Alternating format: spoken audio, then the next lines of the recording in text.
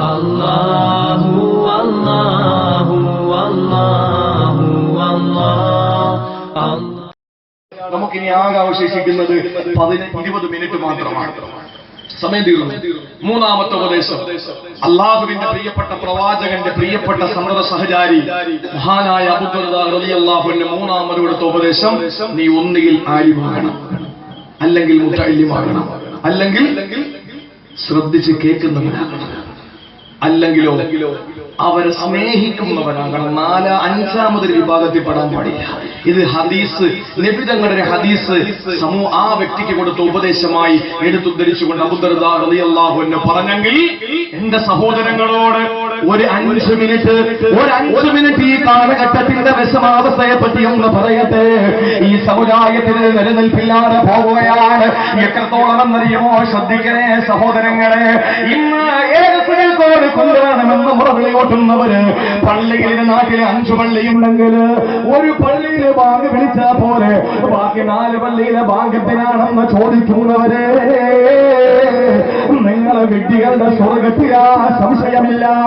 അല്ലാഹുവിന്റെ പള്ളിയും പരസ്പരത്തിന്റെ ചിഹ്നങ്ങള് ഈ നാട്ടില് സഹോദരങ്ങളെ ഇന്ന് ചോദ്യചിഹ്നമായി കൊണ്ടിരിക്കുമ്പോ എത്രത്തോളം എന്നറിയുമോ സഹോദരങ്ങളെ?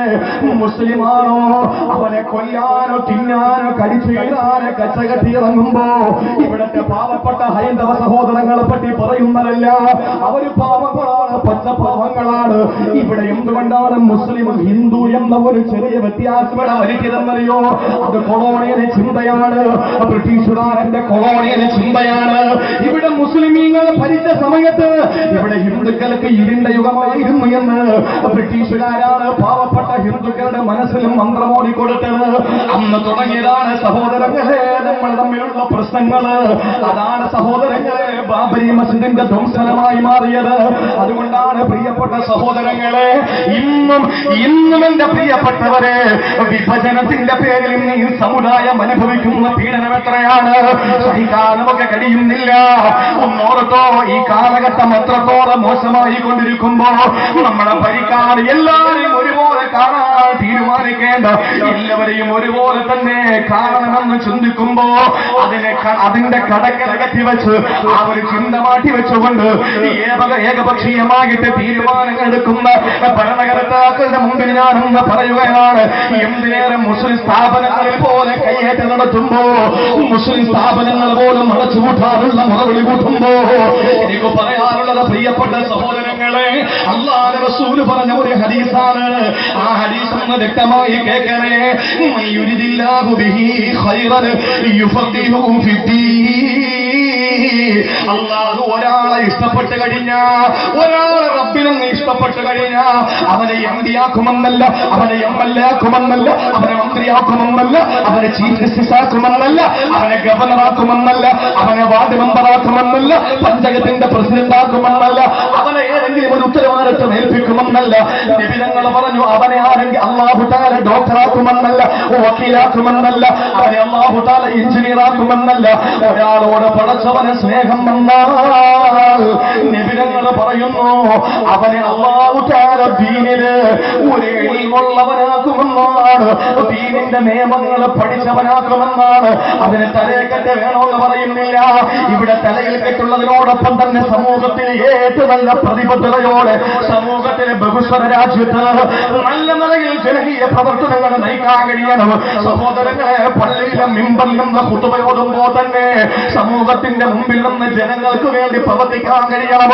ഞാൻ പറയുന്നു, ആദരവായ പ്രവാചകനെ പഠിപ്പിക്കുകയാണ്, ഒരാളെ അല്ലാഹുവിന് ഇഷ്ടപ്പെട്ട് കഴിഞ്ഞാൽ അവനെ പണ്ഡിതനാക്കുമെന്നാണ്. എന്നിട്ട് നബി തങ്ങൾ പറയുന്നു, ഇന്നമാന ഖാസിം, ഞാനാണ് ഓഹരി തരുന്നത്, ഞാനാണ് ഓഹരി ചെയ്യുന്നത്. വല്ലാഹു യൂതി, അത് കൊടുക്കുന്നവന് പടച്ചവനാണ്. എന്നിട്ട് നബി തങ്ങൾ പറയുന്നു, വലൻ തസാല ഹാദിഹിൽ ഉമ്മത്തു ഖായിമതൻ അലാ അംരില്ലാഹ്.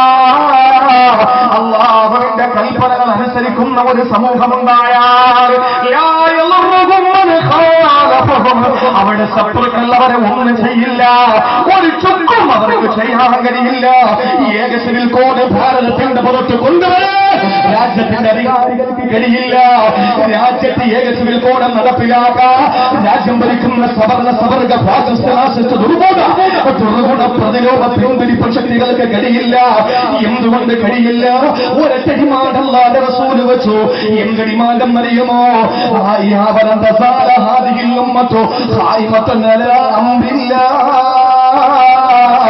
മുസ്ലിം യുവാക്കളെ, നിങ്ങൾ പെണ്ണിനടിമപ്പെട്ടു പോയാൽ, കണ്ണിനടിമപ്പെട്ടു പോയാൽ, കഞ്ചാവിനടിമപ്പെട്ടു പോയാൽ, പണത്തിന്റെ പിന്നാലെ പലകം പാഞ്ഞു പോയാൽ അള്ളാഹുവിന്റെ ദീൻ ഇവിടെ ശാശ്വതമാണെന്ന് കരുതിപ്പോണ്ട.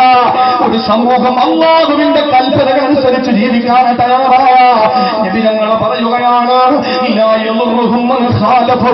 അവരെത്ര വലിയ രാജ്യത്തിന്റെ അവകാശികളാണെങ്കിലും, അവരേതെല്ലാം രാജ്യങ്ങൾ ചുറ്റിക്കറങ്ങി കണ്ടവരാണെങ്കിലും, അവരെ എന്തെല്ലാം ചെയ്തവരാണെങ്കിലും അവർക്കൊന്നും ചെയ്യാൻ കഴിയില്ല. ഏതുവരെയും അറിയോ? 5 കൊല്ലം ഭരണം കഴിയുമ്പോ ഇറങ്ങും വരെയല്ല, വീണ്ടും 5 കൊല്ലം ഭരിക്കാനും ഭരണകാലത്തുമല്ല. റസൂലുള്ളാഹി പറയുന്നു, അള്ളാഹുവിന്റെ കൽപ്പന വരുന്നത് വരെ, ലോകം അവസാനിക്കുന്നത് വരെ, അള്ളാഹുവിന്റെ ദീനനുസരിച്ച് ജീവിക്കുന്നവരെ ഒന്നും ചെയ്യാൻ കഴിയില്ല എന്ന് പഠിപ്പിച്ചത് തമാശയ്ക്ക് പോലെ കള്ളം പറഞ്ഞിട്ടില്ലാത്ത അതരങ്ങളും തമാശയ്ക്ക് പോലും അസത്യത്തിന്റെ ലാഞ്ചന കടന്നു വന്നിട്ടില്ലാത്ത ആമിനയുടെ പൊന്നുമോ മുഖബിറെ സാദിഖ് ആദരവായ പ്രവാചകൻ, ലോകത്തിന്റെ മുത്തേ നബി മുഹമ്മദ് മുസ്തഫ അല്ലാഹുവിന്റെ റസൂൽ.